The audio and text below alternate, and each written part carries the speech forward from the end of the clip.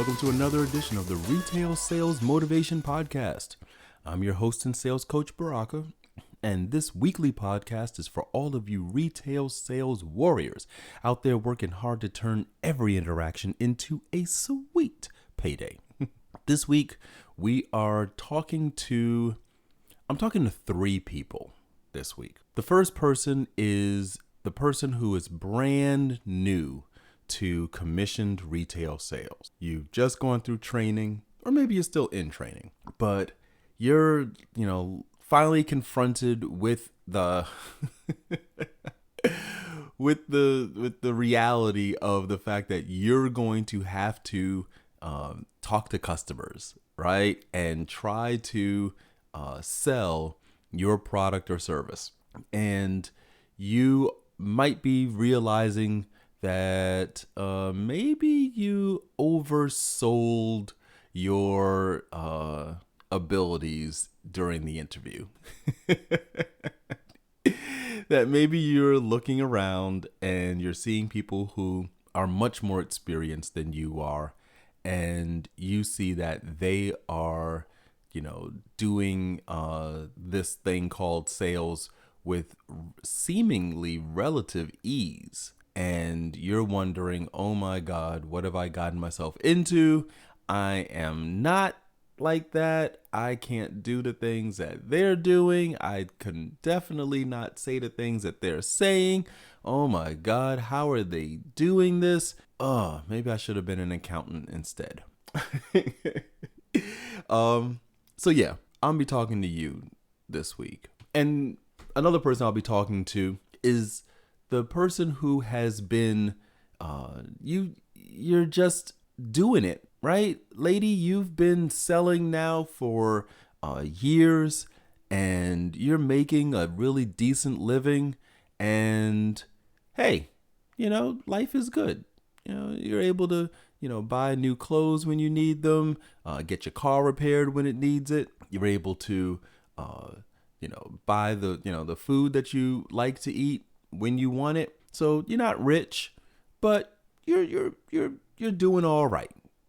But maybe you're realizing that, man, I'm still not making though what I thought I'd be making at this stage of my career. I'm doing all right, but somewhere along the way, I just kind of lost the excitement, the drive that I had when I first started, right? The enthusiasm. You lost that loving feeling. Oh, that loving feeling. You lost that loving feeling. Now it's gone, gone, gone. Whoa, whoa, whoa. Oh man, I'm gonna have to edit that out. Okay, so anyway, you get it, right? And then the third person I'm talking to this week, you're already doing it, right? You are maybe $1 million writer, and you're making, a good amount of money, and you're getting the awards every year and the accolades and everything, and you're making, a lot of money. But you have this nagging irritation in the back of your mind that's telling you that, you know what? Yeah, you're making a lot of money, but you're not making as much money as you could be making. Maybe you're not the number one salesperson in the company.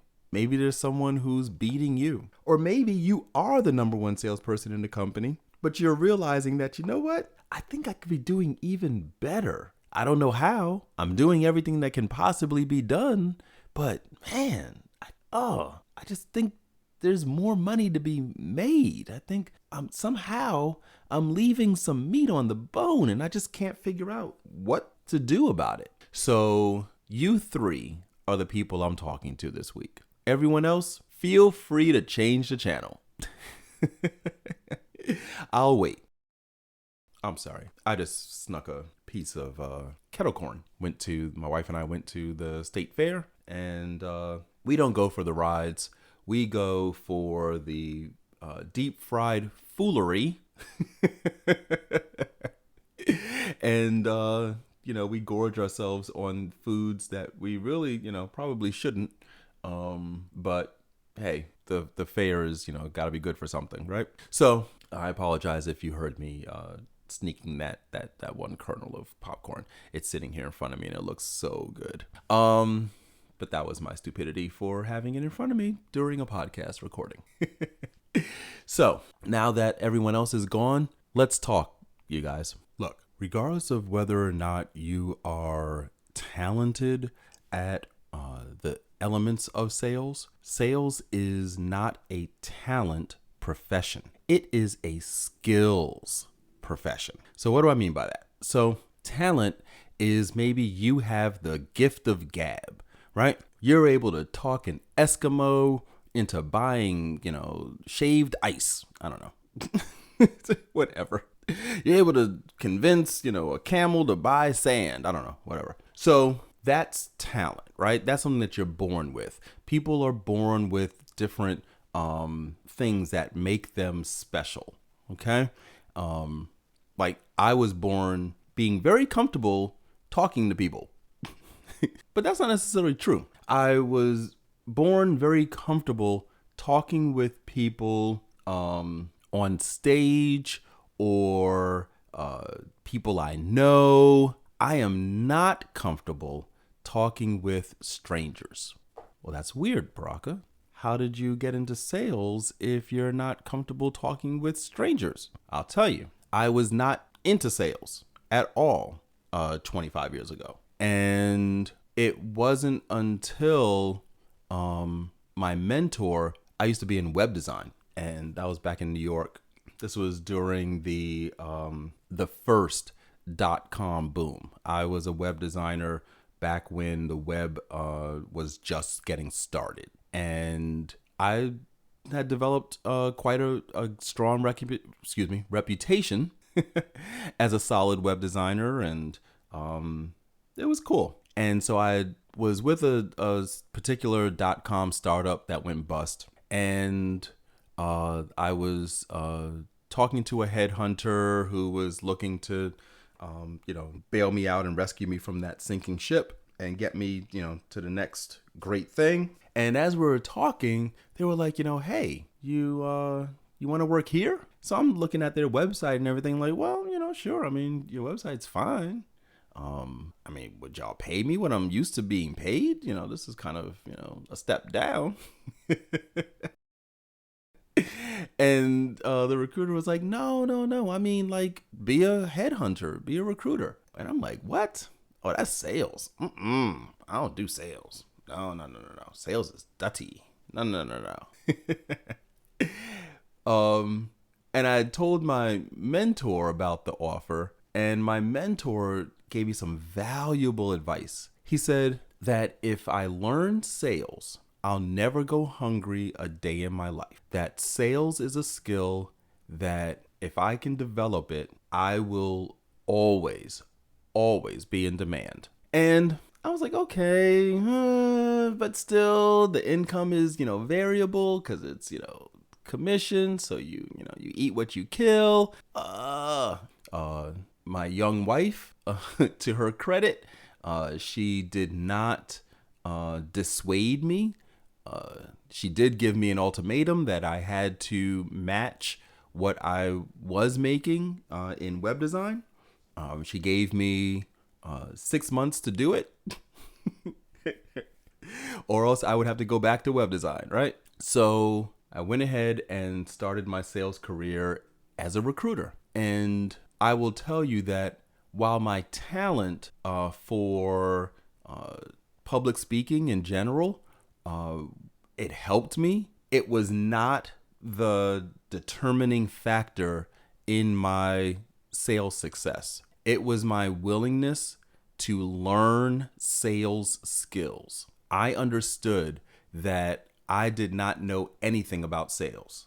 I was afraid of sales. And so I became a voracious reader of sales books. I really just tried to understand, what is sales? How does it work? How do you get people to do the thing that you want them to do? It was phenomenal. It was a phenomenal time in my life because I learned so much about human relationships, and I learned about myself and, the things that made me tick. And I realized that, you know what? I can do this, right? I can make a living in sales. I was not the top salesperson. Don't get me wrong. All right. I don't think there was a month where I was ever the top salesperson in that first job. But I definitely wasn't the bottom. I was in the middle. And for me, that was a huge reward because it validated my decision to learn sales skills. And my wife was very happy that I learned those sales skills because when we moved from New York to Richmond, Virginia, I had to rely on those sales skills to find employment. And, for my wife was pregnant. We were building a house down there. And yeah, I had to make a lot of money very fast. And so my sales skills made that possible. And so I'm eternally grateful to learning early on in my sales career that sales is a skills profession. If I had been taught that you have to have the talent to be in sales, then I probably would not have attempted it, nor would, even if I had attempted it, just based on my, gift of gab, public speaking wise, I still wouldn't have gotten better at it because I wouldn't have tried to develop the skills for it. I would have just relied on my talent, and my talent would have gotten me just so far and no further. It's the development and practice of the skills involved in sales that got me to some very high levels of financial success. And that's my lesson for you. My message to you is learn sales skills. Do not rely on just talent. Talent will get you so far. It's the skills that get you over the bridge. Michael Jordan is very talented athlete. Okay, he has speed. He had a kind of a daring. He definitely had the ability to jump. Obviously, right? So he had skills. He had eye-hand coordination. He had talent. But basketball is not something that you're born knowing how to play. And it's not something that, you're born doing. Basketball is a combination of skills. And so while he had speed, he had to develop the skill to dribble a basketball while running and then be able to avoid a defender while running, dribbling a basketball. He might have the talent for eye-hand coordination and being able to, hit the target, the hoop with the basketball. But it's one thing to be able to, hit the target. It's a whole nother thing to do it after running full speed, avoiding defenders, pulling up, shooting over their heads while with their outstretched arms trying to block your shot. That's a whole different animal. And then doing it again and again and again. Those are skills, my friend. That's not talent. And so you need to, just like Michael Jordan did, you need to identify what skills you need and then practice those skills. Learn them and then practice. Continuously drilling yourself. Now, you'll notice that I said you have to identify the skills you need. You have to learn those skills. You have to practice those skills. I did not say that your sales manager is responsible for making sure that you have all the skills you need. Your manager might not have those skills themselves, right? themselves. Oh my God. I was an English major. Now I'm blanking out on that word. The manager may not know it. Oh my God. I'm getting old. So you can't rely on that manager to teach you what you need to know. You've got to own your own learning. You've got to figure it out for yourself. Observe other people. Get books, audiobooks if necessary. YouTube University is phenomenal. It is free. Utilize it. You need to do everything you can to identify the skills that you're going to need to excel in order to make sure that your commissions are excellent. Yes, you can make a decent amount of money without developing many skills. Yes, you can. I'm not going to lie to you. Of course you can. You can come in to work every day and just, allow the waves to wash over you. I always use this really bad metaphor of, the crab on the beach who, is just lifting up his claws and then waiting for a wave to wash over him. And then when the wave recedes, because he had his claws up, he caught some fish. And that crab thinks that, oh, I'm a great fisherman because I caught fish. Well, no. The one who's a great fisherman is the one who goes out into the ocean where the fish are and then learns how to snag the fish that are there, right? So as a salesperson, yes, you could just stay in your store, not learn any real skills, just wait for the wave to, come in and bring customers to you. And then, whatever customer is, determined to buy despite your lack of skill, then boom, you've got sales and you could convince yourself that, see, I'm a good salesperson. I've made sales. No, you need to develop the skills. You need to identify what the patterns are, what the cause and effects are. When I do this, this happens. When I don't do this, this happens or doesn't happen. You've got to figure out for yourself, what do you need to learn in order to ensure a worthwhile living for yourself. All right. So whatever those skills are, the greeting, the presentation, the closing, whatever those skills are, learn them, study them, continue studying them.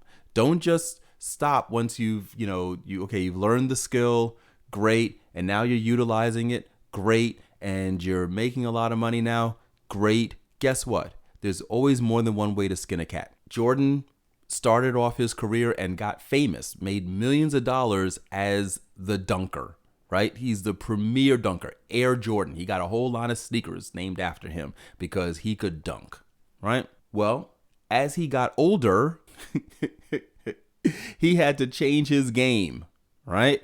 And so he started developing the jump shot. And because he was, known as the dunker, right? Everybody would clog the middle, ready. All the defenders would clog, ready for him to come down the lane and try to dunk. And then he would just run down and then pull up at the 3-point line and just, oh my God, just hit it in your face. It was horrible. I was a Knicks fan at the time. It was so depressing to watch. But he had to develop new skills. Dennis Rodman was, he was a really good player. He was a strong player when he was on Detroit, right? Just solid beast.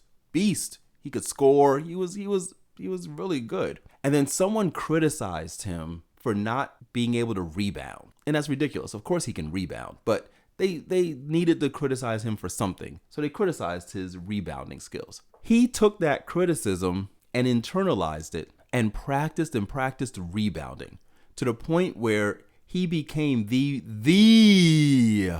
rebound king, right, of the NBA, where nobody had the ability to grab the ball once it went up. like he did, right? If he was on the court, he was coming down with that ball. And that's all he did, right? And by all, I don't mean, he didn't do anything else. But that was really why he was, on every team after that he was on, was because he could rebound, right? And that he would come down with the ball to give, the team another shot, right? That was a skill that he developed even after he had already developed the skills that were necessary for him to make money. Jordan developed new skills, even though it was way after the other skills that he had developed that enabled him to make all the money he needed, that he wanted to make at that time. Just because you're making money now doesn't mean that there aren't new skills for you to learn. And those new skills will bring you new revenue, new sources of revenue. And that's what's going to make the difference between wherever you're ranking now and where you could be ranking, next year. And if you're ranking number one, that could mean the difference between ranking number one with the number two person just, 100,000 behind you, or you ranking number one and the number two person ranking $1 million behind you. It's all up to you. Okay.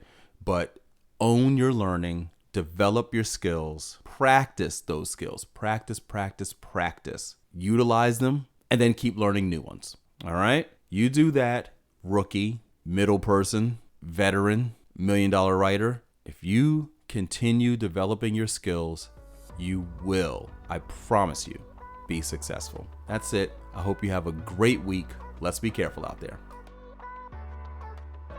If you want a thing bad enough to go out and fight for it, to work day and night for it, to give up your time and your peace and your sleep for it, if all that you dream and scheme is about it, and life seems useless and worthless without it, if you'll gladly sweat for it and fret for it and plan for it and lose all your terror of the opposition for it, and if you simply go after that thing that you want with all of your capacity, strength and sagacity, faith, hope, confidence, and stern pertinacity, if neither cold poverty, nor famine, nor gout, nor sickness, nor pain, nor body, nor brain can keep you away from that thing that you want, if dogged and grim you besiege and beset it, with the help of God, you'll get it.